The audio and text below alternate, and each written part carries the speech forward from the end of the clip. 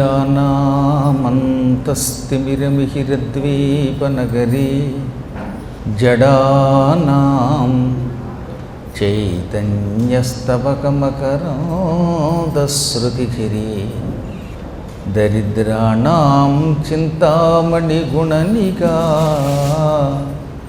జన్మజలధౌ నిమగ్నానాం దంష్ట్రామురరిపువరాహస్య భవతి శుక్లాంబరధరం విష్ణుం శశివర్ణం చతుర్భుజం ప్రసన్నవదనం ధ్యాయేత్ సర్వవిఘ్నోపశాంతయే. వందే గురుపదద్వంద్వమవాంగ్మానసగోచరం రక్తశుక్లప్రభామిశ్రమతర్క్యం త్రైపురం మహః. నారాయణం నమస్కృత్య నరం చైవ నరోత్తమం దేవీం సరస్వతీం వ్యాసం తతో జయముదీరయేత్. సచ్చిదానందరూపాయ విశ్వోత్పత్యాదిహేతవే తాపత్రయ వినాశాయ శ్రీకృష్ణాయ వయం నుమః. నమః శివాభ్యాం నవయౌవనాభ్యాం పరస్పరాశ్లిష్టవపుర్ధరాభ్యాం నగేంద్రకన్యా వృషకేతనాభ్యాం నమో నమః శంకరపార్వతీభ్యాం. ఓం నమః శివాయై చ నమః శివాయ. ఓం నమః శివాయై చ నమః శివాయ. ఓం నమః శివాయై చ నమః శివాయ. జ్యోతిర్లింగాలలో అత్యంత విశిష్టమైనది వారణాసిలో ఉన్న విశ్వేశ్వరలింగం. ప్రపంచంలో ఎక్కడా లేని దివ్యశక్తి, దివ్య మహిమ నిబిడీకృతమై ఉన్నటువంటి మహాస్థలం వారణాసి. వారణాసికి అవిముక్త క్షేత్రము అని పేరు. ముక్తము అంటే విడిచిపెట్టబడుట, అవిముక్తము ఎప్పటికీ విడిచిపెట్టబడకుండా ఉండుట. ఈశ్వరుడు సర్వకాల సర్వావస్థలలో ఆ క్షేత్రాన్ని విడిచిపెట్టడు. ఒకవేళ ఎవరైనా నా క్షేత్రం విడిచిపెట్టు అని వరం కోరుకుంటే శరీరం కనబడకుండా అదృశ్య రూపంలో కూడా ఉంటాడు మొత్తం మీద.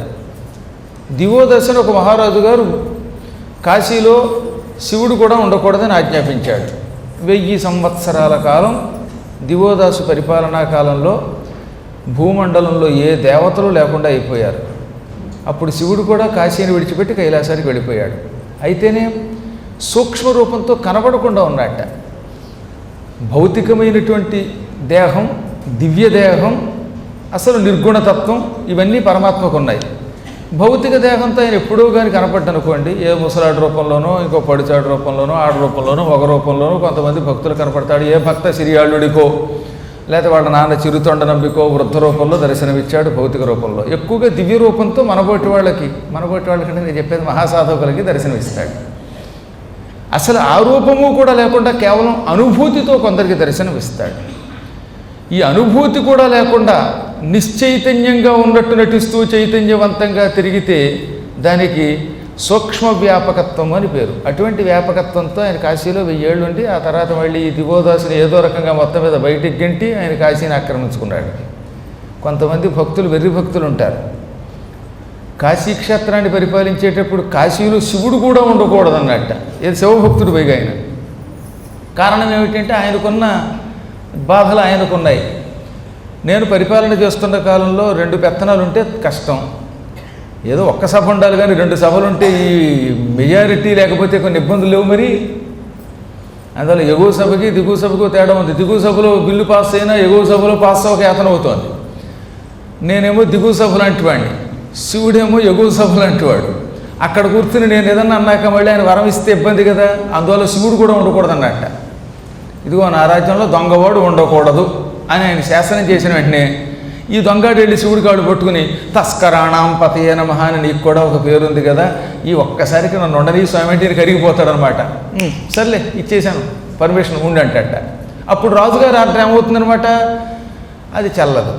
అందుకని రాజుగారు, బాబు నీకు పుణ్యం ఉంటుంది, అసలే నీకు కరుణ ఎక్కువ, నీతో పాటు నీ ప్రమథగణాలకి ఇంకా జాలి ఎక్కువ, మీరంతా కలిసి నా దగ్గరకు వస్తే నన్ను నిమిషం బ్రతకనివ్వరు, అందులో నీ ప్రమథగణాలు ఉన్నారే వాళ్ళు మహాశక్తివంతులు, వాళ్ళందరినీ ఎదురుగుండా పెట్టుకుని పరిపాలన చేయటం కష్టం, కాబట్టి నువ్వు ఇక్కడ ఉండడానికి వీల్లేదు, మొత్తం మీరంతా బిచాణా ఎత్తుకుని వెళ్ళిపోండి అంటే తప్పనిసరి పరిస్థితుల్లో ఆయన వెళ్ళిపోయాడు కానీ ఆయన మనస్సు అంగీకరించలేదు. అందుకే ఆయన అదృశ్య రూపంతో కాశీ అంతా వ్యాపించాడు. ఆ తర్వాత చేసిన పని ఇప్పుడు చెప్పడం కుదరదు కానీ అది కాశీఖండంలో వినవలసింది. కాబట్టి చెప్పొచ్చేది ఏంటంటే, ఎప్పుడైనా ఒక్కొక్కసారి కొంతమంది భక్తులు శివుడంతటి వాడిని క్షేత్రం నుంచి పొమ్మని చెప్పినా పోకుండా రహస్యంగా ఉంటాట ఆయన. అందుకే ఆ క్షేత్రమునకు అవిముక్త క్షేత్రం అని పేరు. ఈశ్వరుని చేత ఏనాడు ముక్తము కాదు, విడిచిపెట్టబడదు.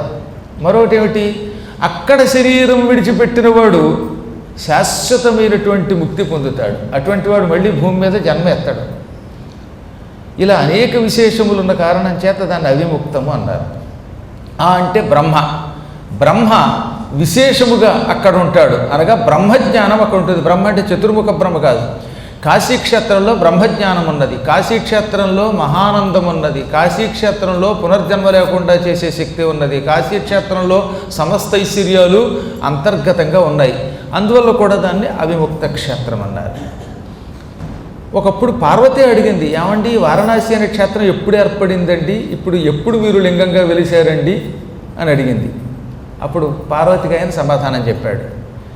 ఈ కథ అంతా అయిపోయిన తర్వాత మళ్ళీ కుమారస్వామి అన్నాడు, అమ్మకి తెలియకుండానే ఈ క్షేత్రం ఏర్పడిందా అంటే, ఇంకా అమాయకంగా అడుగుతాం ఏంటి నాయన, ఉన్నాయి 6 ముఖాలు, పేరుకి షణ్ముఖుడివి, ఆ మాత్రం నీకు అవగాహన లేదా?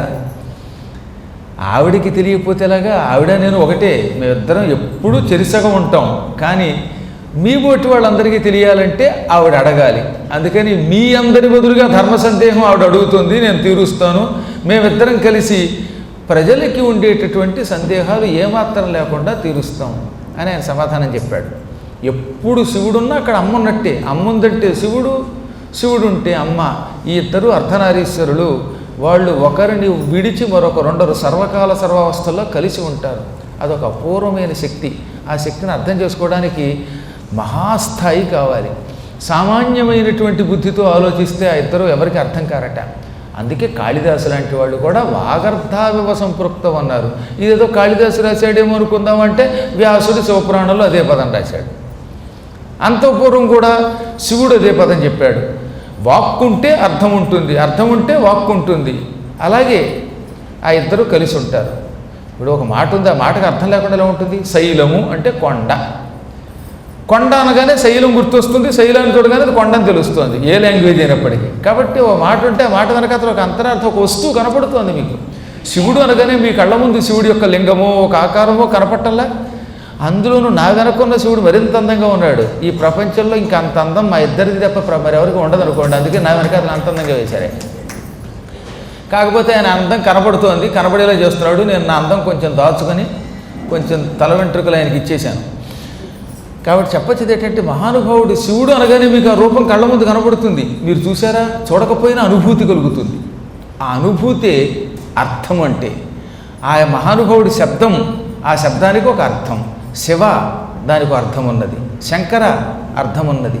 ప్రతి పదానికి ఒక అర్థం ఉంటుంది. వాక్కుకి ఎప్పుడు అర్థం ఉంటుంది, అర్థమునకు వాక్కుతో సంబంధం ఉంటుంది. ఆ రెండు విడిచిపెట్టబడని భావాలు అవినాభావ సంబంధము. వినా అంటే లేకుండా ఉండదు, వినాభావము అంటే లేకుండా ఉండేది, అవినాభావము ఏనాడు ఆ రెండింటికి సంబంధం లేకుండా ఉండదు, అంటే ఎప్పుడూ సంబంధం ఉంటుందని అర్థం అన్నమాట. అంత గొప్ప మహానుభావులు అయ్యుండి కూడా మనబోటి వారికి వారణాసి క్షేత్రం యొక్క మహిమ తెలియాలి అని భావించిన జగన్మాత, ఏమండోయ్ వారణాసి ఎప్పుడు పుట్టిందండి, మనం ఎలా సృష్టించుకున్నాము, ఎప్పుడు చేరాము అంటే అప్పుడు చెప్పాడు ఆయన. ఒకప్పుడు మహాచైతన్య స్వరూపుడైన నేను ఒక రూపం ధరించాను, నా రూపం 2గా మార్చుకున్నాను. అందులో ఒక భాగం నువ్వు, మరొక భాగం నేను. అది సృష్టి ఆరంభకాలం కదా. నేను కావాలని రూపం ధరించాను కదా, అందుకే అప్పుడు ఏమైంది, అనహోరాత్రంబు, ఎక్కడ పగలు లేదు రాత్రి లేదు, నువ్వు లేవు నేను లేవు, అంటే నేను నువ్వు అనే భావాలు లేవు, ఏ జీవులు లేరు. కాబట్టి జీవులు ఉంటే జీవాత్మ పరమాత్మ, అంటే నువ్వు నేను అనే భావం ఉంటుంది. అప్పుడు ఆ భావము లేదు. అనక్షత్రంబు, ఎక్కడ నక్షత్రాలు లేవు, చంద్రుడు లేడు, సూర్యుడు లేడు, లోకములు లేవు, కట్టిక చీకటి తప్ప ఆ సమయంలో మరేం లేదు. మహాతమస్సు నుంచి సృష్టి పుట్టింది. తమస్సు చీకటి, మహాతమస్సు భయంకరమైన అంధకారం, గాఢాంధకారం. కన్ను పొడుచుకున్నా కానరాని చీకటి అంటే ఏమిటనమాట, ఎంత గింజుకున్నా ఇలా కనపడదనమాట. ఒక్కోసారి మీరు చూడ చీకట్లో ఎంతో ఇలా ప్రయత్నిస్తారు చూద్దామని, అయినా కనపడదు. అంతటి చీకటి అనమాట. ఆ గాఢాంధకారంలో మన ఇద్దరం రూపం ధరించాక అప్పుడు నువ్వేమన్నావు అని పార్వతితో చెప్తున్నాడు. పార్వతీదేవి శివుని అడిగిందిట, అంతా కటిక చీకటి, మీరేమో రూపం ధరిద్దామన్నారు, రూపం లేకుండా ఉంటే ఎలా అయినా ఉంటాం, రూపం అంటూ ఉన్నాక ఉండడానికి ఓ స్థలం కావాలి కదండి, ఆకారం ఉన్నాక గ్యారంటీగా ఓ స్థలం ఉండాలి, ఓ మంచి స్థలం చూడండి అనగా అప్పటికి సంపత్ నగర్ లేదు. అందుకని ఆయన బాగా ఆలోచించి తన 3వ కన్ను తెరిచాడు. ఆ 3వ కన్నులోంచి అపూర్వమైన జ్యోతి బయటకు వచ్చింది. ఆ కాంతి చూస్తూ ఉండగా ఒక మహానగరంగా మారింది. అందుకే దానికి కాశీ అన్నారు. కాశ్రు దేప్తవు, దేప్తవు అంటే ప్రకాశమునందు కాశ్రు అనే శబ్దం వాడతాం. కాశ్రు అనే శబ్దమునకు ధాతువునకు వెలుగుట, ఒక మహాకాంతి స్వరూపంగా ఆవిర్భవించింది ఒక స్థలం. అందుకని కాశీ అన్నారు. ఎప్పుడు వెలుగుతూనే ఉంటుంది అది. మరి వెలుగు మాకు కనపడటం లేదేంటి అని అడిగాడు ఎవడో. నీకెందుకు కనపడితే కళ్ళు మూసి కూర్చున్నావు, నీకేమన్నా భక్తి ఉంటే, నీకేమన్నా జ్ఞానం ఉంటే, నీకు దాని మీద ఆసక్తి ఉంటే కనపడుతుంది. కళ్ళు మూసుకున్న వాడికి ఏం కనపడతాయి? మనం మహాభక్తితో ధ్యానం చేస్తే, పరమభక్తితో విశ్వాసంతో ఉంటే కనపడతాయి. నిజంగా మీలో ఎవరికైనా గాఢమైన విశ్వాసం ఉంటే, మీకు గురువుల మీద భక్తి ఉంటే, భగవంతుడి మీద భక్తి ఉంటే కాశీ ఎందుకు కనపడదండి కళ్ళ ముందు? శివుడు ఎందుకు కనపడ్డావు? నీవు ఇంకా ఏడుస్తున్నావంటే, నీకు పిచ్చి లక్షణాలు వస్తున్నాయంటే, నువ్వు చిక్కిపోతున్నావంటే, నువ్వు పాడైపోతున్నావంటే దానికి గల కారణం నీకు ఉండవలసినంత భక్తి లేదు. అసలు భక్తి లేకపోతే ఇక్కడికి రాదు. కానీ ఉండవలసినంత ఉండడం లేదు. ఎంత ఉండాలో అంత ఉండాలి. తర్వాత భగవంతుడిని చూడడానికి ముందు ఏం చేయాలో తెలుసా మీరు? ఒక గొప్ప విషయం చెప్పింది మనకి ఉపనిషత్తు కానీ పురాణం కానీ. ఎవరినైనా చూడగానే వాడిలో వెలుతురు కనపడుతోంది అంటే ఆ రోజు నుంచి నీకు ఈశ్వరుడు తొందరలో దర్శనమిస్తాడని అర్థం. కానీ మనలాంటి జనం ఏం చేస్తారు? మనలాంటి జనం అంటే సాధకులు కాని వాళ్ళు ఎవరన్నా రాగానే, అయ్యో ఇలా పాడైపోయావేంటి, ఇదివరకు కిందటి ఏడాది ఎంత బాగుండేవాడివో, లేక ఎంత బాగుండేదానివో, ఆ అబ్బాయి ముఖంలో కళపోయింది, అలా అయిపోయావు ఇలా అయిపోయావు అంటారు. అన్నారంటే వీడు సాధనలో అధోగతికి వెళ్ళిపోయాడని అర్థం. చచ్చిన శవంలో కూడా వెలుతురు కనపడుతుంది సాధకుడికి, తెలిసిన మీకు. ప్రేతకళ కనబడిందంటే నీలో లోపం వచ్చిందని అర్థం. నేను ఇలాంటివి చాలామందిని చూస్తున్నాను. ఈ మధ్యన కొంతమంది మొదట్లో సాధనలో ఉండి దెబ్బతింటున్నారే, అలాంటి వాళ్ళు ఎవరన్నా రాగానే ఉంటారు అనమాట. అయ్యయ్యో ఇదివరకు ఎంత బాగుండేదనువో, అబ్బా అప్పుడు నువ్వు రాళ్ల మధ్యలో ఉన్నా ఆ రాళ్ళు పిడుగులే కనపడేవి, ఇప్పుడు ఏంటో పిడుగు లేదు రాళ్ళు లేవు, ఇలా అయిపోయావు. లేదా తిరుపతిలో ఎంత బాగుండేదనువో, ఇప్పుడు ఇలా పాడైపోయావు. హైదరాబాద్లో ఎంత బాగుండేదనువో, నీ ముఖంలో కళ లేకుండా అయిపోయింది. గురువుగారి మొహంలో ఏంటో నీరసం కనపడుతోంది అన్నావా, నీలో సాధన ఢామ్ అంది. అలా కాకుండా ఇలా ఒక మనిషి కూర్చోగానే ఆ ముఖంలో ఎలా ఉన్న ఒక జ్యోతి కనపడుతుందట. చావడానికి సిద్ధంగా ఉన్న వాళ్ళు కూడా జ్యోతి ఉంటుందండి. ఆ జ్యోతిని దర్శనం చేయగలగాలి. అది మహాసాధన. కొంతమంది గొప్ప వ్యక్తులను అలాంటి వాళ్ళని చూశాను నేను.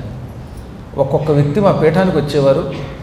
ఆ పీఠానికి రాగానే ఏ వ్యక్తి ముఖంలో ఎక్కడ కళ ఉందో, ఎక్కడ కాంతి ఉందో చెప్పేసేవాడు ఆయన. ఓసారి మా గుళ్ళో అర్చకుడు ఒకడు కూర్చోగానే, ఈ అర్చకుడికి మోకాల్లో ఉందండి జ్యోతి అన్నాడు. నిజంగానే ఆ కుర్రాడికి మోకాల్లో ఉండే జ్యోతి వెలుతురు. కొంతమందికి ముఖంలో ఉంటుంది, కొందరికి నాభిస్థానంలో వెలుతురు ఉంటుంది. మోకాల్లో వెలుతురు ఉన్నటువంటి వాడికేమో కొంచెం తెలివితేటలు తక్కువగా ఉంటాయి. శిరస్సు మీద వెలుతురు బాగా, ఈ సహస్రార కమలం మీద వెలుతురు కనపడితే వాడు మ్యాక్సిమం 5 నుంచి 10 ఏళ్ల కంటే ఎక్కువ కాలం బతకట్ట ఆ వ్యక్తి. ఒక వ్యక్తిని చూడగానే ఆయన నెత్తి మీద కాంతి కనబడిందంటే ఇంకా ఆయన శరీరం విడిచిపెట్టడానికి సిద్ధంగా ఉన్నాడని అర్థం. నాభిస్థానంలో ఎవరి దగ్గరన్నా మనం జ్యోతి చూడగలిగితే ఆ వ్యక్తి తరచుగా అనారోగ్యానికి గురవుతాడు. కంఠస్థానంలో జ్యోతిని ఎవరి దగ్గరన్నా చూడగలిగితే ఆ అవతల వ్యక్తి మహానర్గళంగా మాట్లాడగలుగుతాడు. ఈ నాసికా స్థానంలో ఎవరి దగ్గరన్నా జ్యోతి కనబడితే వాడు యోగాభ్యాస తత్పరుడై ఉంటాడు. ఇలా ఒక్కొక్క స్థానాలు చెప్పారు. ఇంతకు మించిన స్థానాలు నేను ఇప్పుడు మీకు చెప్పకూడదు, అవి కొన్ని రహస్యాలు. కాబట్టి చెప్పొచ్చేది ఏంటంటే, ఏ వ్యక్తి ఎలా ఉన్నా అతనిలో ఉన్నటువంటి ఒక గొప్ప స్థాయిని కనిపెట్టి అతనిలో ఉన్న జ్యోతిని చూసే వాళ్ళందరికీ ఈశ్వరుడు కనపడతాడు. కనపడినప్పుడు కాశీ వెళ్ళిన ఒకటే, ఈ మూసి వెళ్ళిన వెళ్ళి ఎక్కడైనా శివుడే కనపడతాడు.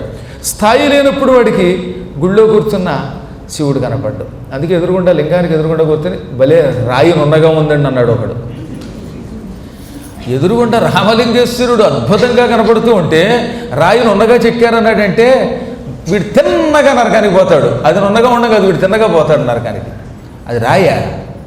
నాకు ఎప్పుడూ ఆ లోపలికి వెళ్ళాక రాయి కనపడలేదు, శివుడి తలకాయి కనపడింది. కానీ శివుడి ఈ శీర్షంలా కనపడాలి మనకు. అది ఒక విగ్రహం చూడగానే అది నీ దృష్టిలో విగ్రహంలా కనపడితే భలే వెండి కిరీటం పెట్టారండి, బంగారపు కిరీటం పెట్టారండి, తొడుగు పెట్టారండి, విగ్రహాలు మెరిసిపోతున్నాయండి అన్నావంటే నీలో సాధన లోపం ఉన్నది. చాలా కాలం క్రితం, దాదాపు ఒక 33-34 ఏళ్ల క్రితం మేము చాలా సాధనలు చేస్తూ వెళ్ళాం. నాతో పాటు ఒక కుర్రగాడు ఉండేవాడు. మధ్యలో భ్రష్టుడైపోయి సర్వభ్రష్టుడైపోయి పాడైపోయాడు. ఇప్పుడు కొన్ని పేర్లు అచ్చిరావు అన్నట్టుగా అయిపోయాడు వాడు. మేమిద్దరం కలిసి వెళ్ళాం. వాడు వెళ్ళగానే ఒక గొప్ప సాధువు కనపడ్డాడు. నాయన, ఈ ప్రాంతంలో బదరీ ప్రాంతంలో నారాయణ నారాయణ అనుకుంటే మంచిది అన్నాడు ఆయన. ఎంతలో వీడు, మా ఇంట్లోనండి వెండితో చేసిన లక్ష్మీనారాయణుల విగ్రహాలు ఉన్నాయండి, నేను అక్కడే కూర్చొని నారాయణ అంటానండి అన్నాడు. లాగి ఆ సాధువు గొడ్డిప్పుకున్న సాధువు ఎంతగాని గొడ్లు కూడా కట్టుకోవాలి, దిగంబరంగా ఉన్న సాధువు వాడి లెంప మీద ఒకటి కొట్టాడు. వాడి బుర్ర గిర్రును తిరిగింది, కింద పడిపోయాడు ఒక దెబ్బకి. కన్నీళ్లు పెట్టుకుని, ఏమి స్వామి ఇలా కొట్టారంటే, మూర్ఖుడా, ఇప్పటికీ నీకు జ్ఞానం కలగలేదట, నా దగ్గరకు వచ్చి విగ్రహాలు అంటావా? వెండితో చేసిన లక్ష్మీనారాయణుల విగ్రహాల? మా ఇంట్లో స్వామివారు ఉన్నారు, నారాయణుడు ఉన్నాడు, లక్ష్మి ఉందనాలరా, విగ్రహాలు కాదురా అన్నాడు.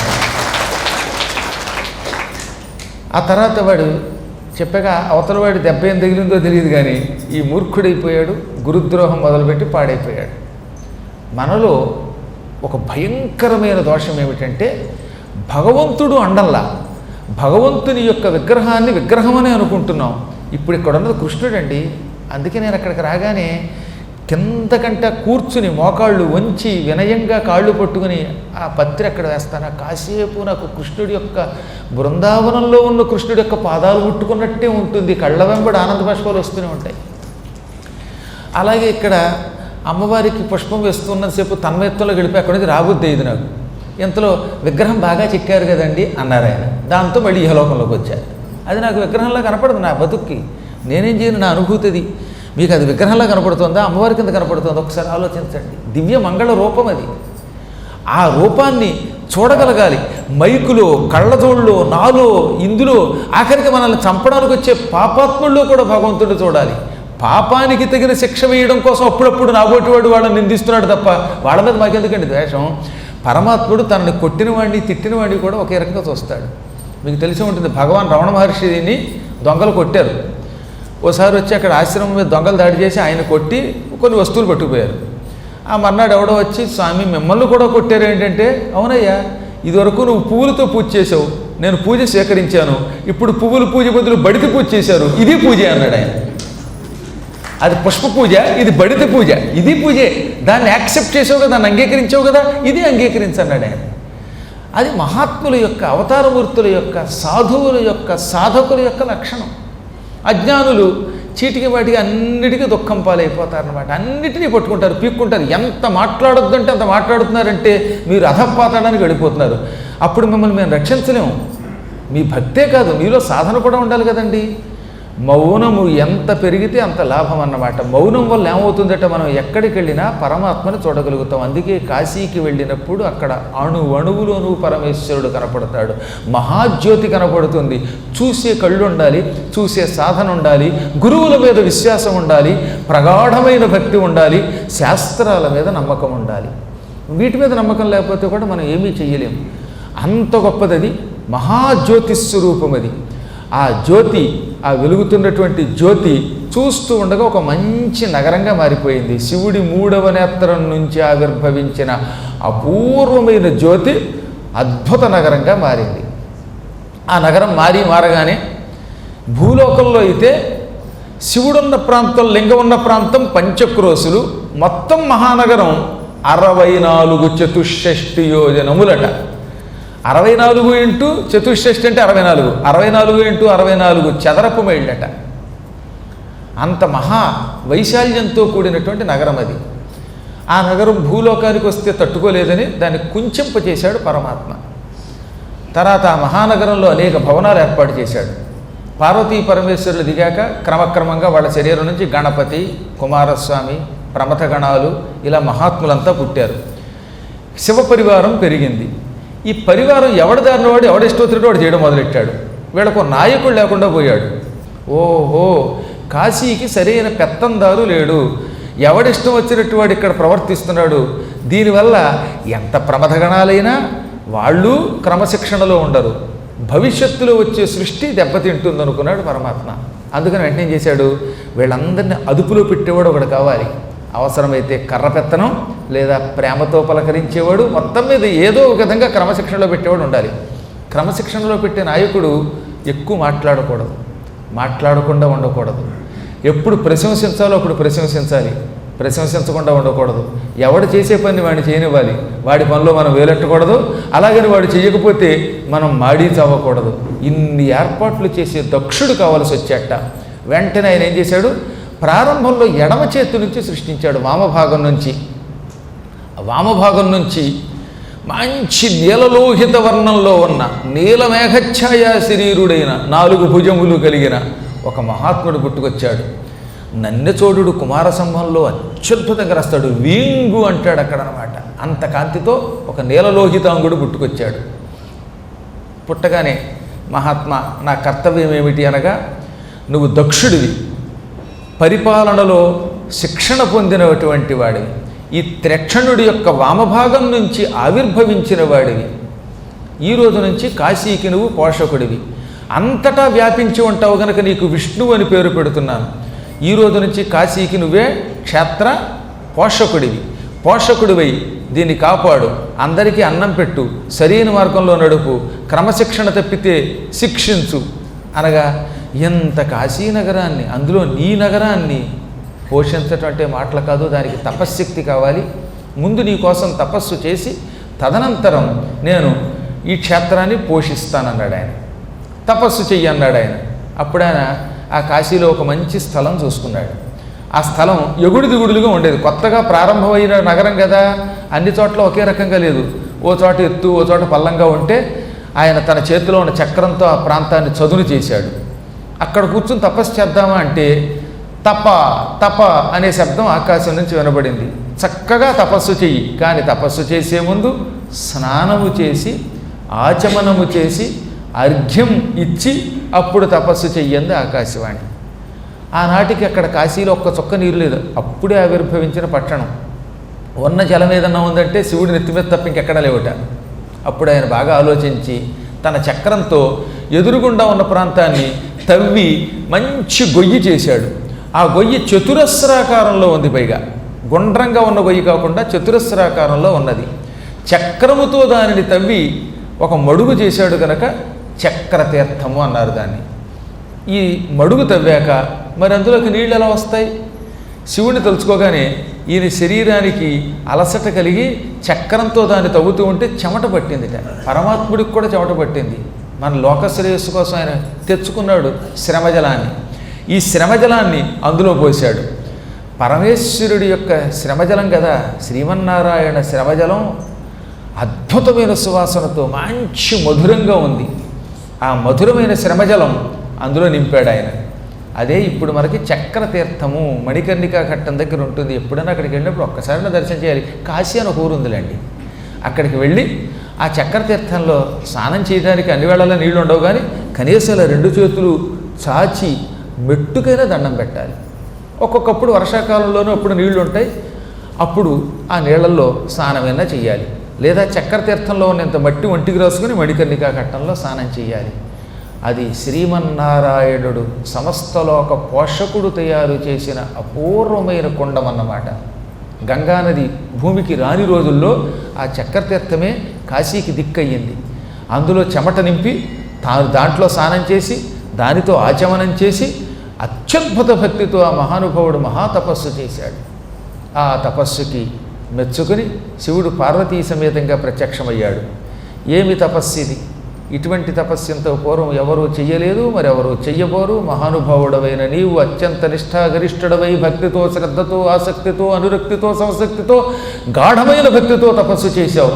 ఈ తపస్సు నన్ను పార్వతిని కదలించి వేసింది అని శివుడు ఒక్కసారి తాండవ నృత్యం చేశాడు. ఆనందంతో తలెలా ఊపాడు. దానికి శిరఃకంపము అని పేరు. శిరస్సుని ఇలా ఊపగానే ఆయన కుడి చెవికున్నటువంటి దుద్దుందే ఆ కాడ ఊడెక్కడ పడిపోయింది. మనలాంటి వాళ్ళు అంటే ఏదో చచ్చిచ్చాడు ఒక రాయి వేసుకుంటాం జీవితంలో. ఈ ఉన్న కాడపోతే మళ్ళీ రేపు పొద్దున కాడా లేదు, పేడా లేదు. కానీ పరమేశ్వరుడు కదా, ఆయన చెవులకి మంచి మణులు తాపడం చేయబడిన ఒక కర్ణిక ఉంది ఇక్కడ దాకా వేళ్లాడుతూ. ఈ కర్ణిక ఊడి కింద పడిందట. ఆ కర్ణిక పడింది కనుక దానికి మణికర్ణిక ఘట్టం అని పేరు వచ్చింది. మణులు తాపడం చెయ్యబడిన దుద్దు వచ్చి ఆ ప్రాంతంలో పడింది కనుక ఆ ఘట్టాన్ని మణికర్ణిక ఘట్టము అన్నారు. అద్భుతమైన నీ తపస్సుకు మెచ్చుకున్నాను. సమస్త లోకాలని పరిపాలించే శక్తి నీకు ఇస్తున్నాను. నీతో యుద్ధం వస్తే నీ చేతిలో నేను ఓడిపోతాను. ఎక్కడ చూసినా నీకు ఆలయాలు ఉంటాయి, నిన్ను బాగా పూజిస్తారు, మంచి భోగాలు కూడా ఉంటాయి. దద్దోజనం, కట్టు పొంగలి, పాయసం, చక్కెర పొంగలి, లడ్డూలు ఇవన్నీ నీకు నివేదన చేస్తారు. నాకు బూడిద, నీకు భోజనం, నీకు భోగాలు, నాకు త్యాగాలు. ఈ విధంగా ప్రపంచంలో ఎక్కడికి వెళ్ళినా నీకే ఎక్కువ వైభవం ఉండుగాక. నీవు అత్యద్భుతముగా భూమండలంలో ఉన్నటువంటి ఆలయాలలో కొలువయ్యుండి భక్తులకు నెలవయ్యుండి వారందరినీ అనుగ్రహించి పోషించి కాపాడు. ఇది నీకు ఇస్తున్న వరం అని అప్పటికప్పుడు ఏం చేశాడు ఆయన? లక్ష్మీదేవిని సృష్టించి భార్యగా ఇచ్చాడు. మొత్తం ప్రమథగణాలని, విఘ్నేశ్వరాదుల్ని పిలిచాడు. ఈ రోజు నుంచి కాశీక్షేత్రానికే కాక సమస్త లోకాలకి ఈ గోవిందుడు పోషకుడు. ఈయనకి గోవిందుడు, గోపాలుడు, కృష్ణుడు, విష్ణువు, మాధవుడు మొదలైనటువంటి బిరుదులు ఇస్తున్నాను. ఈయన్ని పట్టాభిషిక్తుని చేస్తున్నాను అని ఒక మహాసింహాసనం, రత్నసింహాసనం ఏర్పాటు చేసి దాని మీద లక్ష్మీనారాయణుల్ని కూర్చోపెట్టి తన శిరస్సున ఉన్న జటాజూటంలో ఉన్న గంగానదిని ఆయన నెత్తి మీద పోసి అభిషేకం చేసి ఆయన నెత్తిన కిరీటం తాను స్వయంగా పెట్టి తులసి మాల మెడలో వేసి ఈ రోజు నుంచి గోవిందుడు అనే బిరుదు నీకు ఇస్తున్నాను అన్నాడు ఆయన. సృష్టి ఆరంభంలో అలా గోవింద బిరుదు వచ్చింది. సమస్త ఇంద్రియములకు ఆనందం కలిగిస్తాడు కనుక గోవిందుడు అన్నారు. గాం విందతీతి గోవింద అంటే ఇంద్రియములను, మనలో చాలా ఇంద్రియాలు ఉన్నాయి. 5 జ్ఞానేంద్రియాలు, 5 కర్మేంద్రియాలు. కళ్ళు, ముక్కులు, చెవులు, నాలుక, చర్మం ఇవేమో జ్ఞానేంద్రియాలు. మనం మాట్లాడే మాట వాక్కు, పాణి అంటే చెయ్యి, పాదం నడిచేటటువంటి కాలు, పాయు ఉపస్థ, మలద్వారము, మూత్రద్వారము ఈ 5 కర్మేంద్రియాలు. ఈ జ్ఞానేంద్రియాలు, కర్మేంద్రియాలు అన్నింటినీ 10ంటిని కలిపి, ఈ దశేంద్రియాలని కలిపి గో అంటారు. వీటికి ఎప్పుడూ ఆనందం కలిగిస్తాడు, వీటిని పోషిస్తాడు, వీటికి కష్టం రాకుండా చేస్తాడు. అందుకని ఆయనకి గోవిందుడు అని పేరు పెట్టారు. శ్రీమన్నారాయణుడు ఉన్న చోట ఇంద్రియాలకు ఆనందంగా ఏముంటుందండి? ఇంద్రియాలు ఏ విధమైనటువంటి దుఃఖం, తాపం పొందవు. ఇంద్రియములకు బ్రహ్మానందం పడి, ఈ దరిద్రపు క్షణికానందం కాదు, బ్రహ్మానందం ఇచ్చి మోక్షం ఇస్తాడు కనుక గోవింద అన్నారు. ఇంకా తర్వాత అర్థాలండి తర్వాత పక్కన పెడదాం. అదే బిరుదు చాలాసార్లు ఆయనకు వచ్చింది. ముందు ఈశ్వరుడు ఆ బిరుదిచ్చి ఈ రోజు నుంచి నువ్వు పోషకుడు అన్నాడు. ఆయనకు కూడా ఒక ఆలయం ఏర్పాటు చేశాడు. అదే ఇప్పటికి కూడా మనకి బిందుమాధవుడు అనే పేరుతోటి ఆ గోపాలుడికి పైన ఏది గంగానదీ తీరంలో అద్భుతమైన ఆలయం ఉంటుంది. అసలు నిజానికి ఈ ఆలయాలకి పూర్వకాలంలో రేవుల్లోంచి వెళ్ళేవారు. ఇప్పుడు రేవులోంచి వెళ్ళడానికి మోకాళ్ళు నొప్పులెట్టి సాగు కింద అయ్యి అటు నుంచి ఇటు నుంచి ఆటోల్లో నానయాతన పడుతున్నారు. కానీ నిజం చెప్పాలంటే హాయిగా కేదారఖండంలో కేదారేశ్వరుడి దర్శనం చేసుకుని అక్కడి నుంచి మొదలుపెట్టి ఆ రేవులో మెట్లమ్మట నడుచుకుంటూ కాశీ విశ్వేశ్వరుడి ఆలయం మణికర్ణిక దాటి మహానుభావుడైన బిందుమాధవుడు ఉన్నటువంటి ప్రాంతానికి వెళ్ళి ఆయన్ని చూడగలిగితే అంత అదృష్టం అండి. ఈ రేవుల్లో అక్కడికి వెళ్ళాక శ్రీపీఠం అనేటటువంటి ఒకటి ఉంటుంది, ఆ మఠం శ్రీమఠం. ఆ శ్రీమఠం దగ్గర మెట్లు ఎక్కాలన్నమాట. కుడివైపు కడితే గుడి కనపడుతుంది. ఆ బిందుమాధవుడిని చూసిన తర్వాత అక్కడి నుంచి ఆదికేశవుడు, బిందుమాధవుడు అనేటటువంటి పేరుతో 2 రూపాయలతో 2 గుళ్ళల్లో ఉన్నాడు ఆయన. ముందు ఈ బిందుమాధవుడిని చూశాక మళ్ళీ అక్కడి నుంచి సన్నని ఇరుకు సందులు ఉంటాయి. అక్కడి నుంచి పెడితే కాలభైరవుడు దర్శనమిస్తాడు. ఇవన్నీ నడిచి వెళ్ళాలి. మీరంతా పడుచువాళ్ళు కదా, తలుచుకుంటే నడవగలరు. అందుకనే సరైన టైంలో యాత్రలు చేయాలి. బాగా వయస్సు ఓపిక ఉన్నప్పుడేమో డబ్బు సంపాదన, వ్యసనములు, పెచ్చ పనులు, సినిమాలు, షికార్లు, వాటి మీద ఎక్కువ దృష్టి ఉంటుందిట. కొంచెం రిటైర్ అయ్యాక ఇక యాత్రలకు వెడదామన్న అక్కడి నుంచి ఇక రిటైర్ అయ్యి టైర్డ్ అయిపోతాడు వీడు. టైర్డ్ అయిపోయి ఇంక రిటైర్మెంట్లో ఏం చేయగలుగుతాడు? ఇక ఇంట్లో కూర్చోవడం, అలా కాలు మీద కాలు వేసుకొని ఎప్పుడు చూసినా పడుకోవడం, వేళకి కాస్త కాఫీయో టీయో హార్లిక్సో ద్రాక్షరసం ఇస్తే పడితేను, పడకపోతే ద్రాక్షరసం కూడా తాగలేదు అనుకోండి. ఇలా తాగి అలా కూర్చుని దేవుడా నేను నడవలేకపోతున్నానండి, గంగలో స్నానం చేయలేకపోతున్నానండి అంటాడు. ఈలోపు శరీరం భంగం అయిపోతుంది. ఆ తర్వాత మళ్ళీ భూలోకంలో జంగమమో స్థావరమో ఎలా పుడతాడో తెలియదు. అందువల్ల కొంచెం ఓపికగా ఉండాలి, కానీ యాత్రలు చేయాలి. పూర్వ వయస్సులో ఉండగా అప్పుడప్పుడైనా, రోజు ఎలాగో తిరగలేం కదండి, అప్పుడప్పుడైనా యాత్ర చేయాలి. ఓ మనిషి 50 ఏళ్ళు 60 ఏళ్ళు ఇంతకాలం బతుకుతున్నప్పుడు ఎన్నేళ్లలో పట్టుమని సంవత్సరంలో ఒక 5-6 రోజులు, ఒక వారం రోజులు ఒక్క క్షేత్రానికి వెళ్ళేందుకు అవకాశం లేదండి. ఎందుకు లేదు? ఉంది. సినిమాకి కావాలంటే 5 రోజులు సెలవు పెడతాం. హనీమూన్ టీ మధ్యన అంటే తేనె చంద్రుడు పెళ్ళవగానే దిక్కుమాల మూడు పెళ్ళాలి ఇద్దరు కలిసి 10-12 రోజులేమో లీవ్ పెట్టి ఆఫీస్కి వెళ్ళగలుగుతారు. దానికి టైం ఉంది. అదేదో మళ్ళీ ఇక హనీమూన్ బదులుగా లేకపోతే ఏదో గ్లానీ సన్ అన్నదానికి వెళ్ళడానికి టైం ఉంది. ఇవన్నీ పోయి కరోనా వైరస్ వస్తే నెల్లాళ్ళు సెలవు ఇవ్వడానికి టైం ఉంది గవర్నమెంట్కి కూడా. భగవంతుడు బాగా రోగం కుదురుస్తాడు. ఎప్పుడు ఏ యాత్రకి వెళ్ళకపోతే ఏం చేస్తాడనమాట, ఇంటూ పడుండరా నీ బతుకు నువ్వు బతకరా అంటాడనమాట. దాంతో విమానాలు లేవు, ఇంకో మానాలు లేవు, ఉన్న అభిమానాలు అన్నీ పోతాయి. చచ్చినట్టు ఇంట్లో ముక్కు మూసు కూర్చుని ఇలా దండాలు పెట్టడం మొదలెట్టాడు.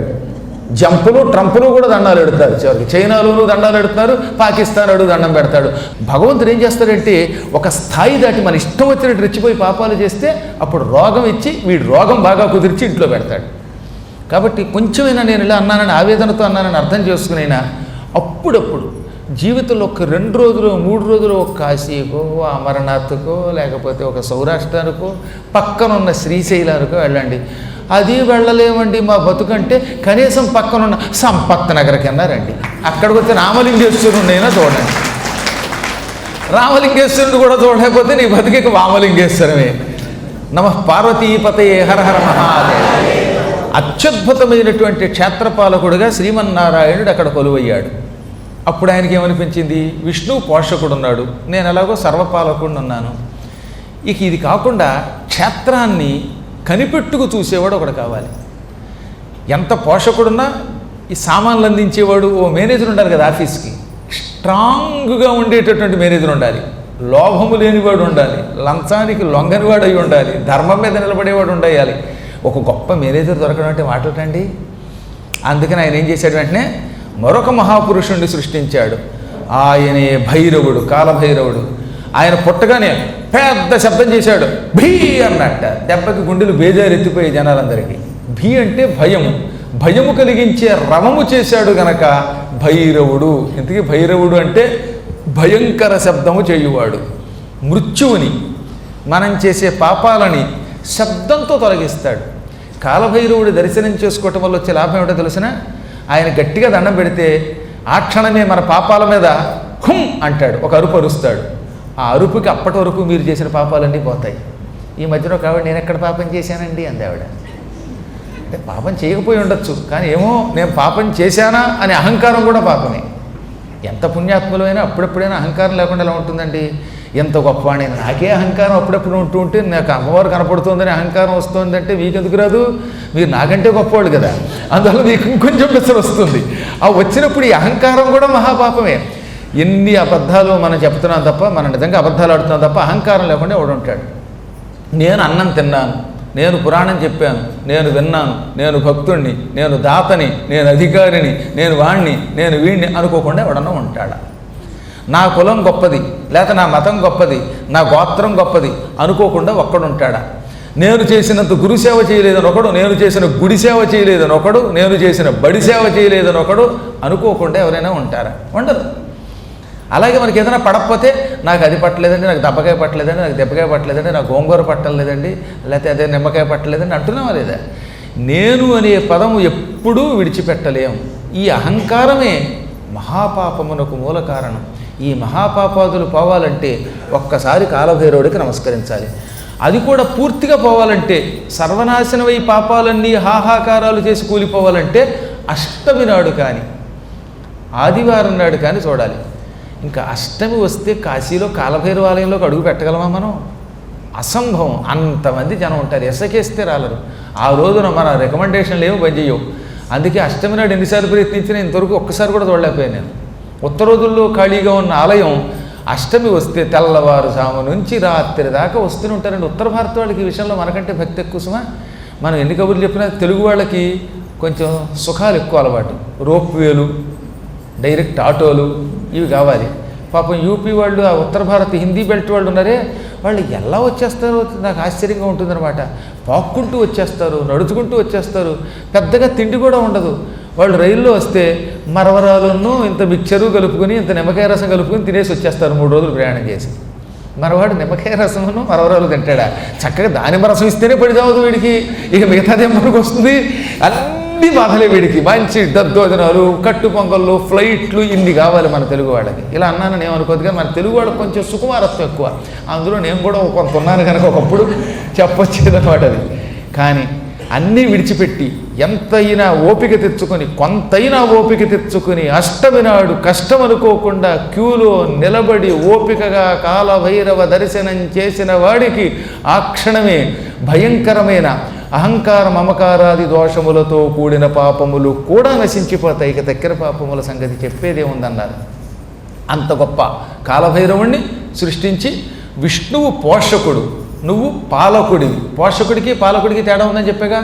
పోషకుడు భోజనాదులు ఇస్తాడు, ఓపిక ఇస్తాడు. పాలకుడు అందరినీ అదుపులో పెడతాడు, తప్పులు చేయకుండా అదుపులో పెడతాడు, కావలసినవి అందిస్తాడు సామగ్రి. ఇక ఇది కాక మరొక ఇద్దరిని సృష్టించాడు ఆయన. అందులో ఒకడు ధాత, మరొకడు విధాత. మళ్ళీ ఈ ధాత విధాతలు ఇద్దరిద్దరుగా మారారు. ధాతగారి నుంచి ఇంకోటి పుట్టాడు సంభ్రముడు, విధాత నుంచి పుట్టాడు ఉద్భ్రముడు. ఈ ధాత సంభ్రముడు, విధాత ఉద్భ్రముడు, వీళ్ళు నలుగురు చేసే పని ఏమిటనమాట, ఎవరైనా కాశీకి రాగానే చిక్కులు పెడతారు. వాళ్ళు కాశీకి రాగానే కాశీలో వాళ్ళకి రకరకాల కష్టాలు విఘ్నాలు కలగజేస్తారు. కాశీ మీద అసహ్యం కలిగేలా చేస్తారు. మొట్టమొదట నానాయాతన పడి జీవితంలో ఇదే ప్రథమ పర్యాయమురా బాబు అనుకుని ఒక వ్యక్తి కాశీకి రాగానే కాశీలో ఎవడో మీ మీద తుపుక్కు నుమ్ముతాడు, కిళ్ళి ఒమ్ము, లేదా రూము దొరకకుండా చేస్తాడు, లేదా ఎయిర్పోర్ట్లో నుంచి ఇంటికి వచ్చేటప్పుడు లేకపోతే రైల్వే స్టేషన్ నుంచి మకాముకో పెడుతూ ఉంటే ఎవడో జేబులో చెయ్యట్టి నువ్వు గోవిందా గోవిందా అనే లోపు పోయిందా పోయిందా అని పరిసెత్తుకుపోతాడు. దాంతో నీకు విసుగొస్తున్నవాడే, ఎంతో కష్టపడి గురువుగారు ఏదో చెప్పారు కదా, కాశీ కాశీ అనుకుని వచ్చాను, కాశీ కేసి రాగానే నాకు కేసే పోయింది, సూట్ కేసే పోయింది అని వీడు బాధపడి విసుక్కుని వెనక్కి వెళ్ళిపోతాడా లేదా అని వాడు పరీక్షిస్తారట. వాడు ఒక ఆయన సంభ్రముడు, రెండోవాడు ధాత. వీళ్ళు మనల్ని చాలా పరీక్షిస్తారు. ఈ పరీక్షలో నెగ్గాలి. మన మీద ఉమ్మినా, ఒకవేళ డబ్బులు పోయినా, సూట్ కేసు పోయినా, పొరపాటున ఏ అరటి పండు తొక్క మీద కాలు వేసి కిందకి జారబడినా, అది కూడా పక్కన మొగుడు వేసిన తొక్క మీద పెళ్ళం కాలేసి జారిపోయింది, పక్కవాడే ఈడ తొక్క కూడా వాళ్ళు ఆయనే వేస్తాడు, లేదా వాళ్ళు ఆవిడే వేస్తుంది.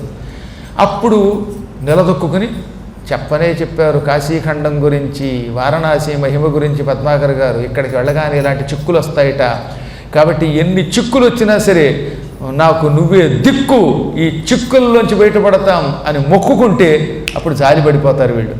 ఈ రెండో వాడు ఏం చేస్తాడు, ఉద్భ్రముడు విధాత అన్నవాళ్ళు, పోన్లే పాపం వీళ్ళని మరీ ఎక్కువ చిక్కులు పెట్టద్దు, వీళ్ళకి కొంచెం లక్కెద్దాం అనుకుని పోయిన పరుసుకు బదులుగా వేరే రకంగా డబ్బు వచ్చేలా చేస్తారండి. వస్తువులు పోయినా మనకి ఇబ్బంది లేకుండా చేస్తారు, మకాన్ దొరికేలా చేస్తారు.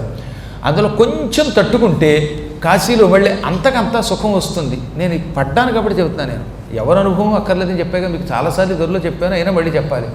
ఓసారి 1998లో ఒక 350 మందిని తీసుకెళ్ళాం. తీరా గుళ్ళోకి వెళ్ళగానే నా జేబులో ఉన్నటువంటి, ఆ రోజుల్లో 116 అంటే చాలా ఎక్కువ, ఓ 116 టపుక్కున ఎవడో పట్టుకుపోయాడు. లాల్చీలో కదా చెయ్యడ్డం తేలిక. అప్పటి నుంచి నేను గుళ్ళోకి వెళ్ళేటప్పుడు చొక్కా వేసుకోకుండా పెడుతున్నాను హాయిగా. చొక్కా లేకపోతే లాభం తెలిసే మన దగ్గరికి ఎవడరాడు. ప్యాంటు షర్టు ఇలాంటివి ఉన్నా, ఇలా లాల్చీలు ఉన్నా వాడికి ఏదో ఉందనిపిస్తుంది.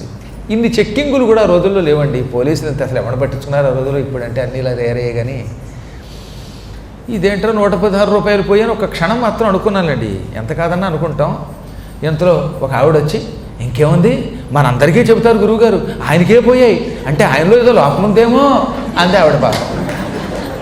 ఏదో అసలు పెద్ద గొడవ వాడు తెలుసా, మొగుడు కొట్టినందుకు తోడుకోవడం తెప్పినందుకని 116 పోయిందనికంటే వెనకాతల వాడు తెప్పుడు ఎక్కువైపోయింది నాకు. ఆయనలో ఏ పాపం ఉందో ఏ శాపం ఉందో పోయింది 116 అండి. నేను నవ్వుకుని, ఆయనకి శివుడికి ఒక పేరు ఉంది, తస్కరాణం పతయే నమః అని. రోజు మీరు నమ్మక చమకాలు వింటే తెలుస్తుందనమాట. దొంగలకు ఆయనే అధిపతి. ఆయన దొంగ, నా మనస్సు దొంగిలించాడు. ఆఫ్టర్ ఆల్ 116 రూపీస్ కొట్టుకుపోయాడు, అంతే కదా. కంగారేం పడకండి అన్నాను. ఎంత విచిత్రమో తెలిసినండి. నెల్లూరులో కాశీరత్నం గారిని ఒక భక్తురాలు ఉన్నారు, చాలా భక్తురాలు ఆవిడ. కాశీ వచ్చారు. కాశీ నుంచి మేము అక్కడి నుంచి బయలుదేరాం. ఓ 2-3 రోజులు అయిన తర్వాత మధ్యలో ప్రయాగ వెళ్ళాం. ప్రయాగ వెళుతూ ఉంటే మధ్యలో వచ్చి, శివుడు నా చెవిలో ఒకటే గొడవ చేసేస్తున్నాడండి, అందువల్ల శివుడి కోరికోటి మీ దగ్గర చెబుతాను, కాదనకుండా నా కోరిక తీర్చండి అంది ఆవిడ. నేను కంగారు పడి, ఏమిటి తెల్లో అన్నాను. మీరు ఏమైనా సరే నేను ఇచ్చిన వస్తువు పుచ్చుకుంటానని మాట ఇవ్వాలంది ఆవిడ. ఇంతలో మా ఆవిడంది, పాప ఆవిడ మనకంటే చాలా పెద్ద ఆవిడ కదండి, కాబట్టి ఆవిడ మాట కాదండం ఎందుకు, ఫోన్లే అనండి అంది. అనగానే ఓ ఉంగరం, బంగారపు ఉంగరం పట్టుకొచ్చి 5,000 రూపాయలు ఖరీదు చేసి ఉంగరం చేతిలో పెట్టి, మీరు పుచ్చుకోకపోతే నా మీద ఉంటుంది ఆవిడ. పోయింది 116, వచ్చింది 5,000. డబ్బులు రావాలని కాదు నేను చెప్పేది, పరమేశ్వరుడు లీల అలా ఉంటుందంటున్నాను నేను. ఈ 116 పరమేశ్వరుడే స్వీకరించాడు అనుకుంటే మనకి ఎంతో తృప్తి కదటండి. ఎక్కడైనా ఒక వస్తువు పోతే పోయిందో అని ఏడవకండి, బాబోయ్ అని బాధపడకండి, ఇచ్చినవాడే పట్టుకుపోయాడు అనుకోండి, అప్పుడు మానసిక తృప్తి. చిత్రం అలా అనుకున్న వాళ్ళందరికీ తిరిగి ఆ సంపదకి 1000 రెట్లు వస్తుందన్నమాట. పైగా కాశీలో అయితే పుచ్చుకోవడం దోషం, నిషేధం నాలుగొట్టాడికి, కానీ అది మార్గమధ్యంలో మళ్ళీ ఏ నా శాస్త్రాలకి ఇబ్బంది లేకుండా బస్సులో ఇచ్చారు ఆవిడ. కాబట్టి చెప్పొచ్చేది ఏంటంటే, ఇలాంటి అనేకమైన మహిమలు పరమేశ్వరుడు చూపిస్తాడు. పురాణాల్లో ఏదో సంభ్రముడు ధాత విఘ్నాలు కలిగిస్తారట, ఉద్భ్రముడు విధాత మళ్ళీ చిక్కులు తీరుస్తారట అని 10-15 సార్లు చెప్పిన మాట వ్యవహారంలో సత్యం అన్నమాట. మనకు కావలసిందల్లా చిన్న చితకం కష్టం వచ్చినప్పుడు మనస్సును నిగ్రహించుకోగలిగేటటువంటి ధైర్యం కావాలి, పరమేశ్వరుడి మీద భక్తి కావాలి. అప్పుడు ఇలాంటి చిక్కులు పటక్కన వెళ్ళిపోతాయండి. ఒకసారి కాదు, 2 సార్లు కాదు, నేను నిరంతరం పెడుతూనే ఉంటాను కదా. కాబట్టి కాశీ విశ్వేశ్వరుడు అవ్యాజ కరుణామూర్తి, కొంచెం ఆయన పరీక్షకు తట్టుకోవాలంతే. అలాంటి పరీక్షలు ఇచ్చే సంభ్రముణ్ణి ఉద్భ్రముణ్ణి, ధాతని విధాతని, ఈ ఇద్దరిని పరమేశ్వరుడు సృష్టించాడు. అనంతరం మహానుభావులైనటువంటి కొంతమంది గణాలను సృష్టించాడు. ఎంతమంది సృష్టింపబడ్డారు కానీ అప్పటికింకా విశ్వేశ్వర జ్యోతిర్లింగం రాలేదు భూమండలానికి. అప్పుడు శ్రీ మహావిష్ణువు, ప్రభు నీవు ఎప్పుడు చూసినా కైలాసంలోనో కాశీలోనో రూపంతో ఉంటున్నావు, కలియుగాంతం వరకు ఇక్కడే ఉండి ప్రజలను అనుగ్రహించాలి. నువ్వు మొట్టమొదట నాకు దర్శనమిచ్చి నన్ను సృష్టించిన స్థలం చాలా గొప్ప స్థలం. ఆ స్థలంలో లింగ రూపంలో కొలువై కలియుగాంతం వరకు ఉండి ప్రజలను అనుగ్రహించు. నీ లింగాన్ని దర్శనం చేసుకున్న వాళ్ళు పాపాలన్నీ భస్మీపటనం అవ్వాలి. కాబట్టి నువ్వు జ్యోతిర్లింగ స్వరూపుడవై ఆవిర్భవించు అనగానే ఈశ్వరుడు అక్కడ సూక్ష్మలింగంలో, విశ్వేశ్వరలింగం ఎప్పుడు పెద్దగా ఉండదట, అందుకని సూక్ష్మలింగ రూపంలో వెలిగిపోతూ ధగధగా వెలిగిపోతూ కోటి సూర్య ప్రభాభాసమానుడై వెలిగిపోతూ ఆయన అక్కడ లింగ రూపం ధరించాడు. అది మొట్టమొదటి లింగం, చరిత్రలో మొట్టమొదటిది విశ్వేశ్వర జ్యోతిర్లింగం అనే పిలువబడింది అనమాట. జ్యోతిర్లింగాలలో సౌరాష్ట్ర సోమనాథంచే శ్రీశైలి మల్లికార్జున ఆర్డర్ ఉంది, కానీ అసలు మొట్టమొదటి జ్యోతిర్లింగం మాత్రం విశ్వేశ్వర జ్యోతిర్లింగమే. కాకపోతే క్రమ పద్ధతిలో చూసే దర్శనం మాత్రం ఇలా చెయ్యండి అని ప్రజలకు చెప్పడానికి ఆయన ఆ శ్లోక రూపాన్ని ఇచ్చాడు. విశ్వేశ్వరుడు జ్యోతిర్లింగ స్వరూపుడై, ఇది వారణాసి, ఇక్కడ నేను విశ్వనాథుడు విశ్వేశ్వరుడు అనే పేరుతో పిలువబడతాను. పార్వతి 2 రూపాలతో ఇక్కడ కొలువై ఉంటుంది. అన్నపూర్ణగా, విశాలాక్షిగా కలియుగాంత వరకు 2 స్థానాలలో ప్రజలను అనుగ్రహిస్తుంది. తల్లిని చూడకుండా నన్ను చూసిన వాళ్ళకి మాత్రం నేను సంపూర్ణ ఫలితం ఇవ్వను. కాబట్టి ఇక్కడికి వచ్చిన వాళ్ళకు ఒక క్రమ పద్ధతి పెట్టానన్నాడు ఆయన. ఆ క్రమమంతా ఆయనే సృష్టించి ఆలయాలు కట్టింపజేసి ఈ క్రమంలో కాశీని చూడాలన్నాడు. మొట్టమొదట కాశీకి వెళ్ళిన వాళ్ళు గంగా స్నానం చేయవలసిందే.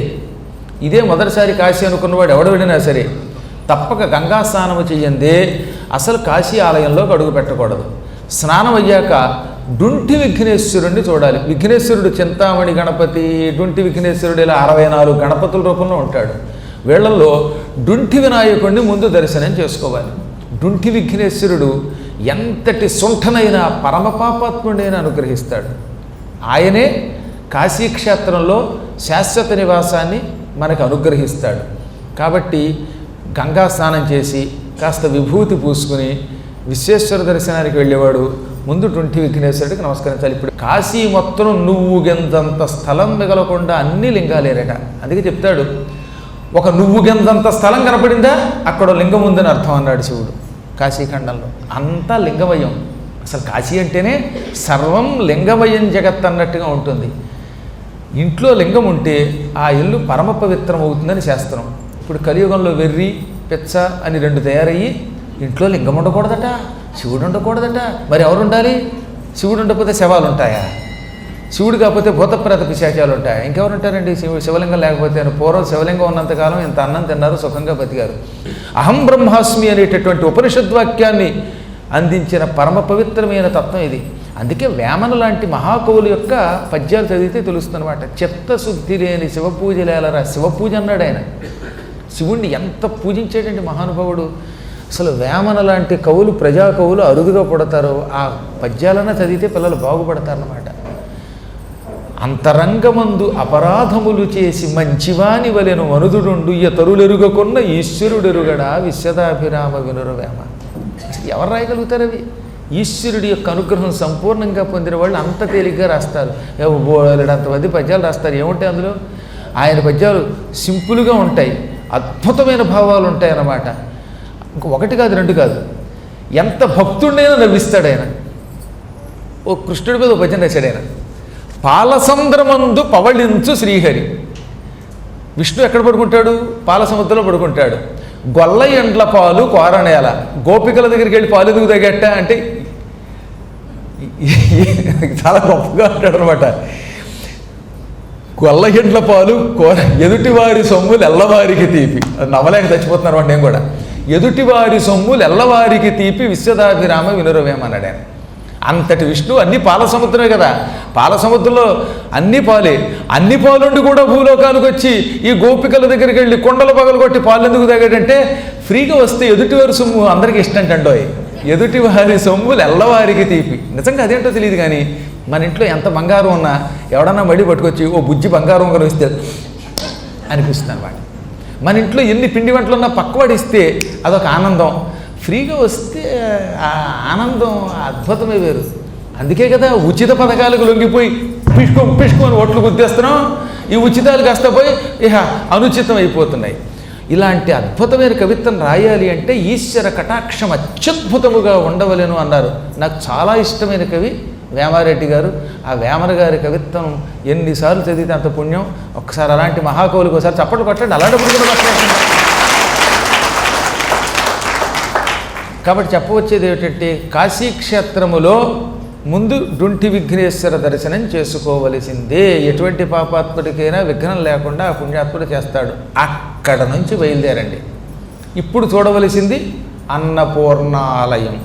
అన్నపూర్ణాదేవి ఆలయంలో అడుగుపెట్టి లోపల ఒక్క ప్రదక్షిణ చేయాలి. ఈ ప్రదక్షిణ చేస్తున్నప్పుడు లోపల కుబేరేశ్వర స్వామి ఉంటాడు, ఆయనకి నమస్కరించండి. యంత్రేశ్వరుడు ఉంటాడు. ఒక లింగం మీద అన్ని యంత్రములు చిన్న చిన్న ముద్దల కింద చెక్కబడి ఉంటాయి. ఆయన యంత్రేశ్వరుడు. అద్భుతమైనటువంటి ఆ యంత్రేశ్వరుడి యొక్క దివ్యానుగ్రహం పొందిన తరువాత ఆ లోపలే విఘ్నేశ్వరుడు 3 రకాలుగా ఉంటాడు.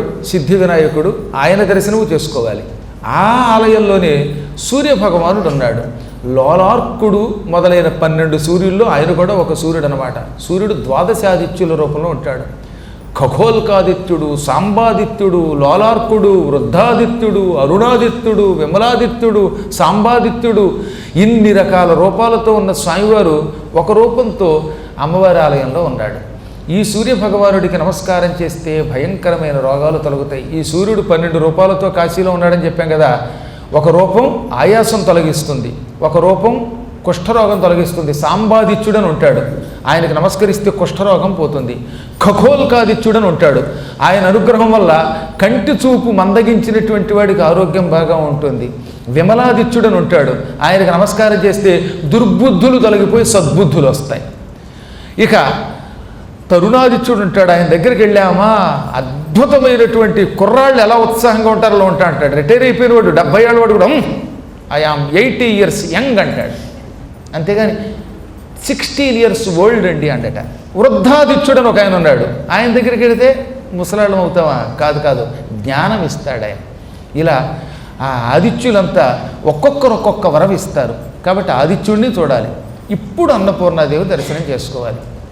అన్నపూర్ణ ఆలయానికి ఎదురుగుండా ఉన్న స్థలము చూసారా, అక్కడ మొట్టమొదటి సత్యనారాయణ వ్రతం జరిగింది.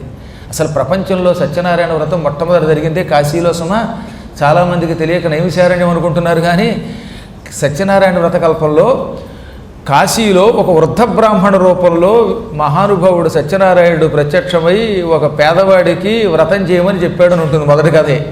మొదటి కథ అంటే చెప్పేది అధ్యాయాల్లో మొదటి అధ్యాయం కాకుండా 2వ అధ్యాయంలో మొదటి కథ ఉంటుంది కదా, వ్రత విధానం. అందులో మొట్టమొదట కాశీలోనే శ్రీమన్నారాయణుడు ఒక వృద్ధుడి రూపంలో వచ్చి దారిద్ర్యంతో ఉన్న ఆయనకి ఈ కథ చెప్పి వ్రతం చెయ్యంటే ఆయన చేశాడు. ఆయన సంపన్నుడయ్యాడు. అప్పుడు సంపన్నుడైన తర్వాత ఆయన దగ్గరికి ఒక కట్టెలు కొట్టుకునేవాడు వచ్చాడు. వచ్చి వ్రతం గురించి తెలుసుకుని ప్రసాదం తిని తాను కూడా వ్రతం చేసుకుని వాడు ఐశ్వర్యవంతుడయ్యాడు. మొదటి సత్యనారాయణ వ్రతం జరిగిన స్థలం సరిగ్గా అన్నపూర్ణాదేవికి ఎదురుగుండా ఉన్న స్థలం. ఇప్పటికీ అక్కడ సత్యనారాయణ స్వామి ప్రతిమని పెట్టారు, అక్కడికి వెళ్ళి దర్శనం చేయాలి. ఆ అన్నపూర్ణ దర్శనం అయ్యాక సత్యనారాయణుడిని చేసుకోవాలి. ఆంజనేయుడు అక్కడ పడమర ముఖంగా ఉంటాడు. హనుమంతుడిని చూడాలి.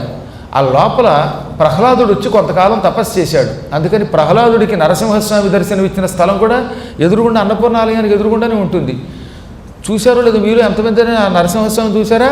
చూసిన వాడు చేయొద్దండి, కనీసం ఒకళ్ళిద్దరైనా కనపడుతున్నారు, చాలా సంతోషం. అక్కడ నరసింహస్వామి 4 పెట్టిన బొమ్మ ఉందే, అక్కడ ప్రహ్లాదుడు కొద్ది కాలం తపస్సు చేశాడు. నరసింహస్వామి ఆయనకి అభయం ఇచ్చాడు. ఆ లోపల భద్రకాళి 1000 సంవత్సరములు తపస్సు చేసింది. అక్కడ ప్రస్తుతానికి మామూలు బొమ్మ పెట్టారు. ఔరంగజేబు అక్కడ ఉన్న భద్రకాళి విగ్రహాన్ని తొలగించాడు. ఆ స్థానంలో టెంపరీ విగ్రహం పెట్టారు.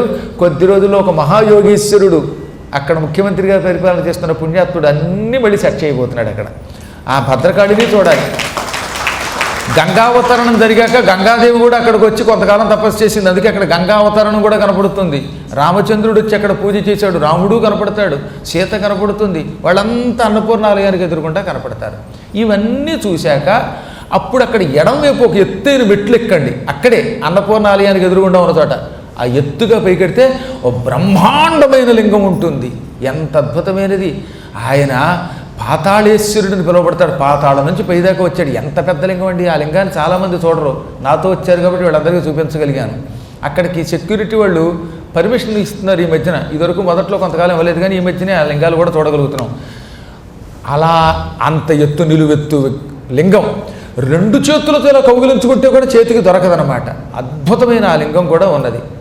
దానికి ఎదురుగుండానే ఉంటుంది, అన్నపూర్ణకి ఎదురుగుండా మెట్లు. అక్కడ ఇప్పుడు ఈ సెక్యూరిటీ వాళ్ళు కాపలాగా ఉండేవాళ్ళు తుపాకులు పట్టుకుని నిలబడుతున్నారే, వాళ్ళకి చెబితే వెళ్ళనిస్తారు. అవేం చూసుకోకుండా ఊరికి అన్నపూర్ణ విశ్వేశ్వరుడు దండం పెట్టుకోను, మళ్ళీ టైట్ షెడ్యూలు, ఫ్లైట్ షెడ్యూలు. ఇంకేముంది, ఈలోపు యమధర్మరాజు ఫ్లైట్లో పట్టుకుపోతున్నాడు. ఆ ఎదురుగుండా ఉన్నటువంటి ఆలయం ఏమిటో తెలుసా? సరిగ్గా ఇప్పుడు సెక్యూరిటీ వాళ్ళు ఉన్నది. ఇటేమో అన్నపూర్ణ ఆలయానికి మెట్లు, క్వైట్ ఆపోజిట్లో ఈశ్వరుడు ఉన్నాడు. ఆ ఈశ్వరుడే ఆరోగ్యాన్ని ప్రసాదించేటటువంటి ఆదిత్యేశ్వరుడు. ఆదిత్యేశ్వరుడు అనే పేరుతో అక్కడ శివుడు ఉన్నాడు. ఎంత అద్భుతంగా ఉంటుందంటే ఆ పైకి వెళ్ళి చూడాలండి. అసలు ఆ ఆలయ దర్శనం చేసుకున్న వాడికి బ్రహ్మపదవిని ప్రసాదిస్తానంటాడు కాశీఖండంలో. అంత గొప్ప ఆలయం ఉన్నది. ఇప్పుడు ఇవన్నీ అయ్యాక అప్పుడు ఈశ్వరాలయం దగ్గరికి రావాలి. ఈశ్వరాలయానికి వచ్చే ముందు అక్కడ శనైశ్వరుడు ఉన్నాడు గోడ దగ్గర. శనైశ్వరుడికి నమస్కారమైనా చేసుకోండి, అవకాశం ఉంటే ఒక దీపం వెలిగించండి. కోణం నీలాంజన ప్రఖ్యం మందచేష్టా ప్రసారిణం ఛాయా మార్తాండ సంభూతం నమస్యామి శనైశ్చరం అనే స్తోత్రం అక్కడ చేయాలి. ఈ స్తోత్రం దాని వాళ్ళు కనీసం రోజు నీలాంజన సమాభాసం రవిపుత్రం యమాగ్రజం ఛాయా మార్తాండ సంభూతం తం నమామి శనైశ్చరం ఈ స్తోత్రం చేసుకోండి. ఏమీ రాకపోతే శనిగారు మా పని సక్రమంగా చెయ్యండి అని ఒక్క దండమన్నా పెట్టండి. ఏ స్తోత్రం రాని వాళ్ళు ఉంటారుగా పాపం, మరి ఏం చేస్తాం, భాష రాదు. సంస్కృతం పలకలేరు, వాళ్ళకు కూడా ఏం బెంగక్కర్లో ఒక్క నమస్కారం చేస్తే చాలట, ఆ మాత్రానికి ఆయన సంతోషిస్తాడు. దీపారాధన మరింత మంచిది. ఇప్పుడు లోపలికి వెళ్ళి ప్రదక్షిణపూర్వకంగా దర్శనం చేసుకోవాలి. ఇప్పుడు కలియుగం కనుక ఈ జనాలు ఎక్కువైపోవడం వల్ల ప్రదక్షిణ లేదు కనుక డైరెక్ట్గా వెళ్ళగానే ఈశ్వరుణ్ణి చూడొచ్చు. విశ్వేశ్వరుని చూడగానే సరిగ్గా విశ్వేశ్వరుడికి ఎదురుగుండా ఒక ఆయన ఉంటాడు, అక్కడికి వెళ్ళకపోతే అసలు కాశీ వెళ్ళిన దండగా. ఆయనకి దండపాణి అని పేరు.